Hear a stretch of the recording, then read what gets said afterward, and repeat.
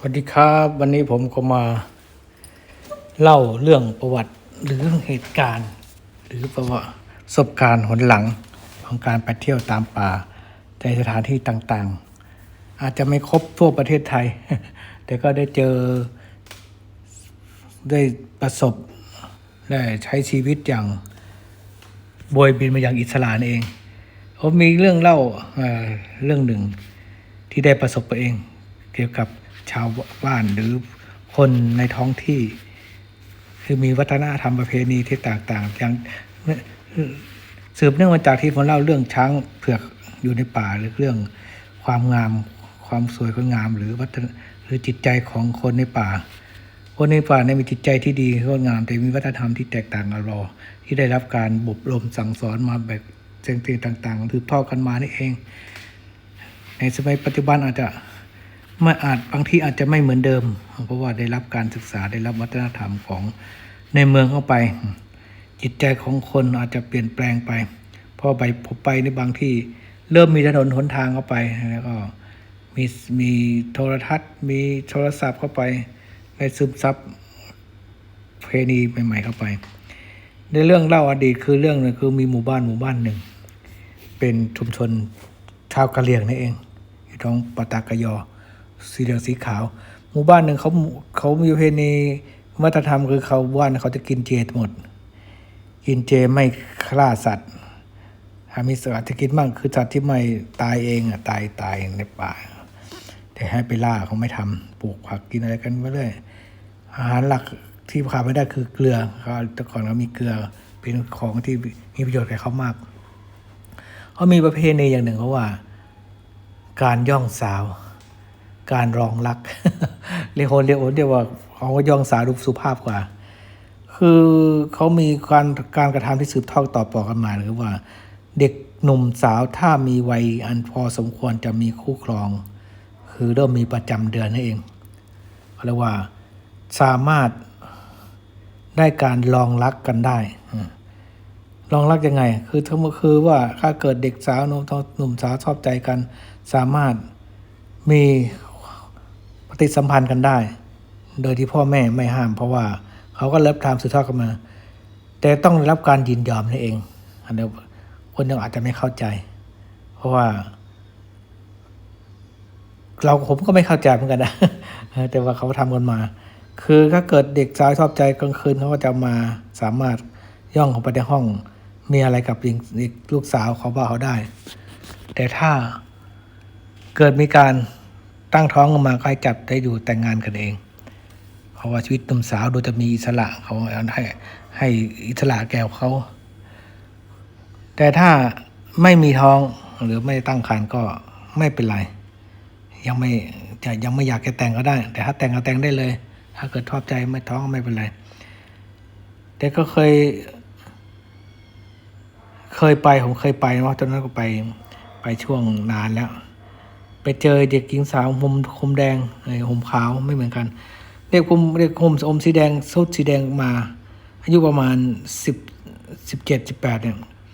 อุ้มเด็กมาเราก็คิดว่านึกว่าน้องสาวเราไปถามเป็นน้องเหรอบอกไม่ใช่ลูกอ้าวแล้วหวังไม่แต่งงานเร็วเดี๋ยวเขาก็มาอ้ำแล้วก็ไปหลอกถามคนอื่นแต่ตอนเรามารู้ว่าถ้าเด็กผู้หญิงที่ยังไม่มีคู่ครองหรือยังเป็นเด็กสาวหรือยังไร้เดียงสาหรือยังมีบริสุทธิ์อยู่อย่างเงี้ยแต่นุ่งขาวห่มขาวก็ยังไม่วัดว่าบริสุทธิ์จริงหรือเปล่าเพราะว่าเขากำลังสามารถย่องผู้ชายย่องทำอะไรกับผู้หญิงได้นั่นเองแต่ถ้าตกลงปรงใจเป็นคู่ผัวตัวเมียด้วยกันแล้วเด็กคนนั้นผู้หญิงคนนั้นก็หมดสิทธิ์ใส่ชุดสีขาวก็ใส่ชุดสีแดงหรือชุดปกติธรรมดาของผู้ใหญ่เนี่ยเราสังเกตได้ง่ายว่าเด็กที่นุ่งห่มขาวคือยังไม่มีคู่แต่ใบนี้เขาเรียกว่าใส่มีคู่ก็ยังใส่ชุดสีขาวก็มีเขาเรียกว่าหลอกคนดูนั่นเองเคยไปเที่ยวแต่ต้องไปเที่ยวนานแล้วก็เราเป็นนางหนุ่มอยู่ไปเจอเด็กหญิงสีขาวแล้วเขารู้เข้าใจแล้วก็ไปคุยเขาก็ระแวงเราเป็นคนในเมืองเพราะว่าคนหนุ่มในเมืองไปทำสร้างวีรกรรมไปเยอะไปหลอกเขา พออยู่กับเขาพอเขาเริ่มตั้งท้องก็อยู่ตัวเองอยู่ไม่ไหว อยู่ชาวบ้านชาวป่าชาวเขาก็ต้องสู้มีโต๊ะอันเดียวก็ต้องปลูกล้างถางพงปลูกไร่เลี้ยงครอบครัว พอมีครอบครัวผู้ชายต้องเป็นหัวหลักทำงานไม่ไหวก็หนีรักหนีกลับเข้าเมืองว่าจะมาช่วยทิ้งให้ผู้หญิงเป็นไม้ก็เลิกหลานลูกหลานเนี่ยพอผู้เด็กคนในเมืองไปสร้างวีรกรรมไปเยอะไปหลอกแก้มดีแล้วก็มีกับลูกสาวคนแล้วเขาไม่รับผิดชอบนั่นเองนี่คือสันดาน พูดชัดแต่ผมเคยไปเราไปคุยได้ไปคุยกับเด็กเขาก็ไม่กล้าคุยกับเราเพราะเราเป็นคนก่อนสร้างประวัติไม่ดีไปแล้ว เราไปคุยเขาก็ไม่กล้าคุยก็ทำท่าจะหลบไม่อยากจะคุยด้วย แต่ถ้าพอเราสนิทชิดเชื้อเขาแล้วเขาก็พูดกับเราโอ้ถึงจะเป็นเด็กเท้าเด็กน้อยถึงสุดขาอยู่แทนที่พอเด็กดูเด็กสาวเนี่ยคุยกับใครเขาก็ยังดูมีความเหนียมอายนะแต่เธอดูเป็นกันเองดูเป็นผู้ใหญ่ยังงงเรามารู้อ๋อเด็กคนนี้ไม่ใช่ว่าเด็กที่ไร้เดียงสาบริสุทธิ์อย่างแท้จริงเลยการพูดกันจาการดูพูดพูดกับเราแบบว่าไม่กลัวมันก็เด็กที่มีรู้โลกมาเยอะอะไรเงี้ยแต่เขายังไม่มีคู่เองแต่เราก็ไม่กล้ายุ่งเราก็ไม่กล้ายุ่งไม่กล้ามีอะไรกับเธอกลัวจะมีผูกมัดเลยนะอะไรรอดตัวไม่ได้แล้วมีหมู่บ้านหนึ่งคล้ายๆหมู่บ้านนี้กันแต่หมู่บ้านที่เป็นหมู่กะเหรี่ยงเขาเรียกกะเหรี่ยงเลตังคุมีฤาษีเป็นผู้นำสืบทอดวิญญาณนั่นกันเรียงเลตังคุนะผู้ชะเป็นกะเหรี่ยงฤาษีที่ว่ายังรักษาประเพณีวัฒนธรรมเก่าแก่ไว้ได้คือผู้ชายชอบไว้ผมยาวผู้หญิงก็ใช้สุดสีขาวนี่แหละแต่ว่าแต่งงานกับชุดสีแดงสีอื่นแล้วธรรมดาหมู่บ้านนี้ก็มีถือกินเจเหมือนกันทั้งหมู่บ้านมีหัวหน้าหมู่บ้านคือเป็นผู้นำจิตวิญญาณแล้วก็มีงาช้างที่แกะสลักแล้วเป็นสมบัติคู่บารมีหนุ่มทั้งหมู่บ้านได้ผมยาวไอ้หนุ่มผมยาวนั่นเองแต่ว่าที่หมู่บ้านที่ผมไปนั่นก็ทุกวันนี้ยังไม่ทราบยังไม่ค่อยแน่ใจว่าจะเป็นยังไงบ้างเพราะว่ามีรถลาบ้านช่องหรือสิ่งเราเลยเข้าไปเราฟังเรื่องราวของการย่องสาวเลยเราคิดว่าเราจะดูถูกดูแคลนเขาไม่ได้เหมือนเขาเป็นฟรีเซ็กหรือเปล่าความจริงมันไม่ใช่เกี่ยวกับฟรีเซ็กมันเป็นวัฒนธรรมเป็นการประเพณีที่สืบต่อกันมานั่นเองหนุ่มสาวจะได้รับการยินยอมหรืออนุญาตให้ทำสิ่งนี้ได้แต่ถ้ามีคู่แล้วก็ไม่สามารถจะทำเป็นตัวฟรีสไตล์หรืออะไรต่างๆได้ต้องอยู่เป็นคู่ผัวตัวเมียรักใครซื่อสัตย์ต่อกันนั่นเองแล้วก็ยังจะมีอีกหรือเปล่าผมก็ไม่เข้าใจยังไม่ได้ไปอีกคือไม่มาแล้วไม่ได้ไปอีกแล้วก็มีเรื่องเหตุการณ์ที่จะเล่าให้ฟังอดีตตรงหลังอย่างหนึ่งคือว่าเป็นที่น่าอนาถใจของเจ้าหน้าที่บ้านเมืองของเราที่เข้าไปพอเข้าไปแล้วก็ไม่มีคุณธรรมนั่นเองรังแกคนที่ท้องที่หมู่บ้านนี้เขาหมู่บ้านที่ถือมันมีอยู่กลุ่ม2 กลุ่มหนึ่งก็เรียกว่ากินเจมากินเนื้อสัตว์อีกตัวหนึ่งก็ฟรีสไตล์เหมือนในเมืองกินเนื้อมีเจ้าหน้าที่2 หน่วยงานคือตชด.กับป่าไม้เจ้าที่ป่าไม้ก็เป็นเชื้อกับหมู่บ้านที่ไม่กินเนื้อเองแต่ตชด.มีสิทธิเชื้อกับหมู่บ้านที่กินเนื้อฆ่าสัตว์ได้แต่ว่าหน่วยงานตชด.มีสิ่งวัสดุหรืออุปกรณ์หรือสิ่งอำนวยความสะดวกเยอะกว่ามีพวกยาอาหารยาสิ่งต่างๆทางหน่วยงานในส่งเขาจะเอามาเพื่อจะให้แจกแก่ชาวบ้านเพื่อจะทำความสนิทชิดเชื้อให้เข้าถึงกับชาวบ้านเองแต่ตชด.เขาอาจจะรับหรือเป็นที่บางคนนะบางคนอาจจะนิสัยดีพอนิสัยดี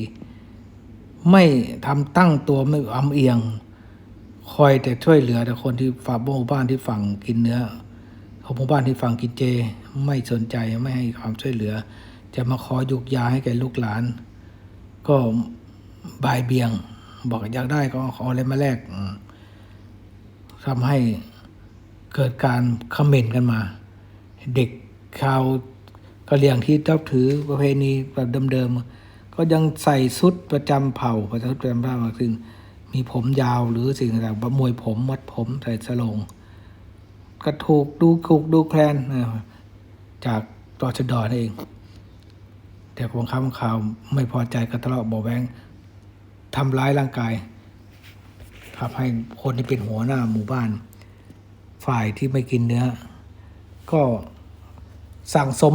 มานานนะเรื่องความไม่พอใจก็เลยรวมตัวกัน เพื่อจะไปขอไปเรียกร้องความยุติธรรมว่าทำรังแกเด็กหมู่บ้านทำไมอย่างเงี้ยเนี่ยก็เลยเอาไปหมู่แบกไปเยอะกันช่วงนั้นตชด.ก็ไปช่วงเช้าอ่ะพวกเราตื่นบ้างไม่ตื่นบ้างกำลังทำหน้าที่ออกเวรอย่างเงี้ยเห็นคนมากรูเยอะเลยยิ่งตัวเองมีคดีต่อกันคือมีเรื่องบาดหมางกันก็นึกกลัวระแวง ก็ยิงส่งไปใส่เขาเลี้ยงตายก็เลี้ยงก็ตชด.ทำร้ายแรงโหดร้ายเกินไปเลยกลูเข้าไปจับตชด.ก็ทำร้ายเรามีเรื่องต่อกันชกต่อยหรือลาวีหรือคำหันเองตชด.ตายไป6ก็เลี้ยงตายไป6พอเรื่องสงบเข้าเจ้าหน้าที่มาคลี่คลายแล้วก็ชาวบ้านที่กลัวความผิดก็หนีกลับไปพม่ามั่งเข้าป่ามั่งเลยถูกจับไปกัน10 กว่าคน ถูกตั้งคดีว่าหามาป่าเถื่อนทำร้ายเจ้าหน้าที่คือสารพัดข้อหาที่จะยัดเยียดเข้าไปให้กะเหรี่ยงเอง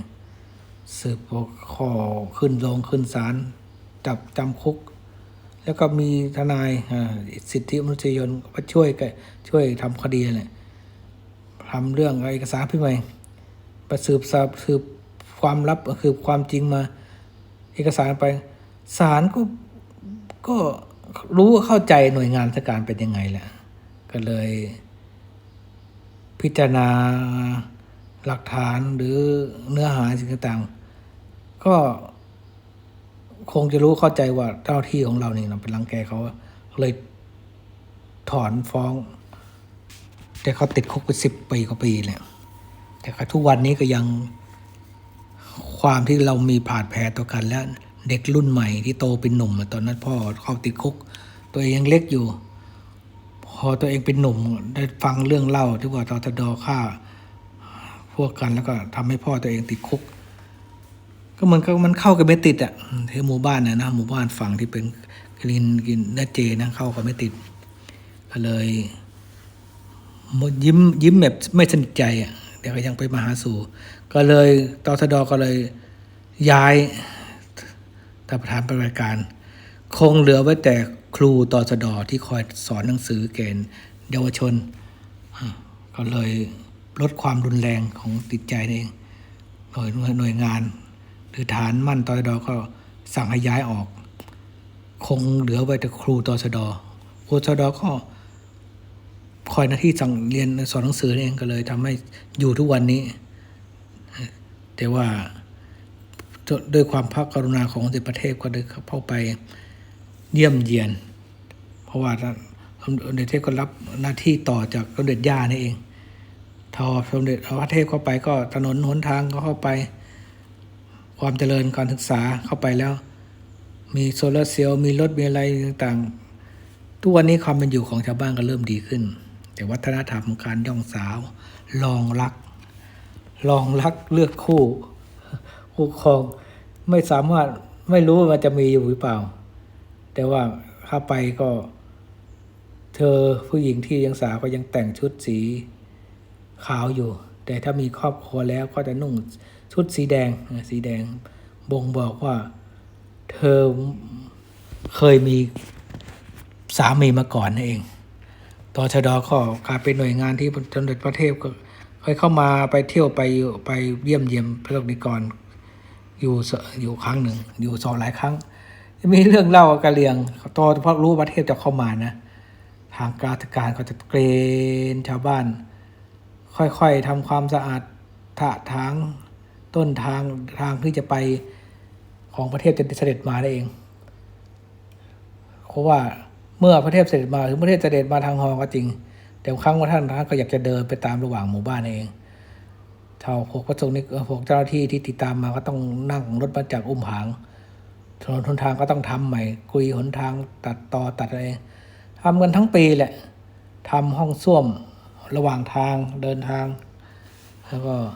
ทางระหว่างหมู่บ้านก็ตกแต่งประดับประดาทำให้เรียบร้อยสวยงามพอพระเทพ เข้าไปปีแรกอะ นึกขำเลยพอประเทศกลับไปแล้วชาวบ้านก็บ่นโอ้ยพัฒนาทั้งปี